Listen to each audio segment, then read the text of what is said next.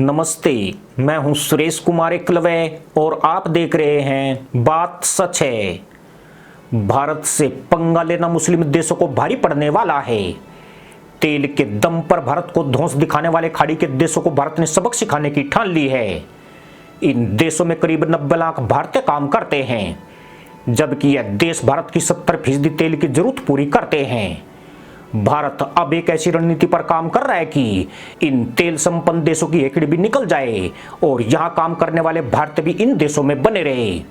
सरकार इस रणनीति पर अमल करना शुरू भी कर चुकी है। इसी प्लानिंग के तहत ईरान के विदेश मंत्री 3 दिवसीय दौरे पर भारत पहुंचे हैं।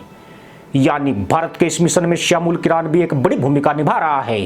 भारत ईरान की इस मुलाकात ने खाड़ी देशों में हलचल बढ़ा दी है। खास तौर पर कुवैत, कतर और बहरीन भारत के किसी कठोर कदम की आशंका से विचलित नजर आ रहे हैं। यह तीनों ही देश कम आबादी वाले मुल्क हैं और पूरी तरह भारतीय खाद्यान्न पर ही निर्भर हैं, जबकि भारत इनसे भारी मात्रा में पेट्रोलियम पदार्थों का आयात करता है, जिनमें सीएनजी और एलएनजी गैस भी शामिल है। खाड़ी के देशों की कमाई का जरिया ही पेट्रोलियम पदार्थ हैं और दुनिया में इन्हें भारी मात्रा में खरीदने वाले सिर्फ चीन और भारत हैं।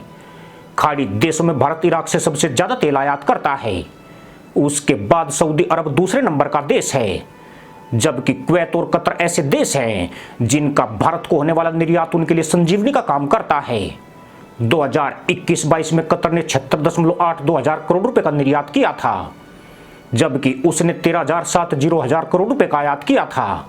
भारत की तरफ से कतर को अनाज, लोहा, तांबा, सब्जियां, वस्त्र आदि भेजे जाते हैं। वहीं कुवैत से 2020-21 में कुल 82,000 करोड़ रुपए का आयात हुआ है, जबकि निर्यात 9,000 करोड़ रुपए का हुआ है। आपको यह भी बता दें कि भारत हर साल लगभग 120 अरब डॉलर का क्रूड ऑयल आयात करता है, जो इन देशों को करोड़पति बना रहा है। यह भी ध्यान देने वाली बात है कि भारत और खाड़ी देशों में तलखी उस वक्त बढ़ी है जब रूस यूक्रेन युद्ध के चलते दुनिया में तेजी से ध्रुवीकरण हो रहा है और खाद्यान्न संकट एक बड़ी आपदा बनकर उभरा है। इस वक्त तेल से ज्यादा खाद्यान्न गंभीर समस्या बन गया है। खाद्यान्न के मामले में भारत आत्मनिर्भर देश है और दुनिया को ब्लैकमेल करने की हालत में पहुंच गया है। कल ही रूसी राष्ट्रपति पुतिन ने बयान दिया है कि उस पर लगे प्रतिबंधों के चलते और समुद्री मार्ग के जैम होने से वह अनाज निर्यात नहीं कर सकता है। दरअसल पिछले हफ्ते तुर्की ने भारत के खिलाफ साजिश रचते हुए भारतीय गेहूं को वापस लौटा दिया था। इसका मकसद यही था कि भारतीय गेहूं को बदनाम करके रूस के ऊपर से निर्यात प्रतिबंधों में ढील दिलाई जाए, लेकिन अब रूस ने भी हाथ खड़े कर दिए हैं। यानी तुर्की घर का रहा ना घाट का, वह भारतीय गेहूं से भी हाथ धो बैठा। उधर भारत ने अपने गेहूं के निर्यात पर पूरी तरह बैन लगा दिया है। अब किसी भी देश को गेहूं का निर्यात नहीं किया जाएगा। इस मामले में भारत ने चीन की नीति अपनाने का फैसला किया है, जो गेहूं का बड़ा उत्पादक देश होने के बावजूद उसका निर्यात नहीं करता है। खास बात यह है कि भारत में गेहूं की कीमतें एमएसपी से ज्यादा हो गई है। गेहूं का एमएसपी 2,050 रुपए है, जबकि बाजार में दाम बढ़कर 2,250 से 2,300 रुपए कुंतल तक हो गया है। ऐसे में भारत गेहूं को बाहर भेजने के मूड में नहीं है। हालांकि अंतर्राष्ट्रीय बाजार में गेहूं 3,500 रुपए कुंतल से 3,800 रुपए कुंतल तक पहुंच गया है, लेकिन भारत अब ज्यादा सिरदर्द पालने का इच्छुक नहीं है। संयुक्त राष्ट्र के मुताबिक दुनिया के 53 देशों में खाद्यान्न संकट खतरनाक स्तर पर पहुंच गया है। इन 57 देशों में 23 मुस्लिम देश हैं, जिनमें खाड़ी देशों की संख्या सबसे ज्यादा है। इन देशों के पास 8 हफ्तों का गेहूं शेष बचा है। कतर, कुवैत ने ग्लोबल टेंडर जारी किया था, मगर अभी तक उन्हें गेहूं आपूर्तिकर्ताओं की ओर से कोई प्रस्ताव नहीं मिला है। ऐसे में भारत को आंख दिखाने वाले इन मुस्लिम देशों की अब फटी पड़ी है।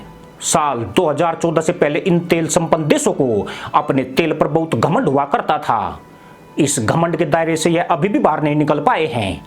भारत की सरकार इनकी इस नीति से भली भांति परिचित है, परंतु इसके बावजूद सरकार इनके दबाव में नहीं आई है।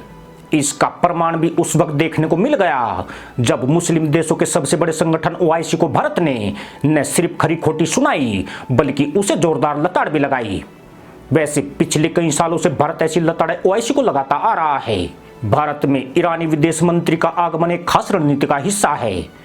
इस वक्त भारत ने खाड़ी देशों से तेल आयात में कटौती करके अमेरिका और रूस पर निर्भरता बढ़ा दी है। रूस से प्रति बैरल $35 का डिस्काउंट भी भारत को मिल रहा है। यानी इस वक्त भारत दुनिया में सबसे सस्ता तेल आयात कर रहा है। उधर खाड़ी देशों के तेल की बिक्री में 8% की गिरावट दर्ज की गई है। तेल देशों के संगठन ओपेक रूस के फैसले से हकदक हैं। ओपेक को मजबूरन तेल उत्पादन में कटौती करनी पड़ रही है। ईरानी विदेश मंत्री भारत को सस्ता तेल बेचने का ऑफर लेकर आए हैं। 2019 में प्रतिबंध लगाए जाने से पहले चीन के बाद भारत ईरानी तेल का दूसरा सबसे बड़ा खरीदार था।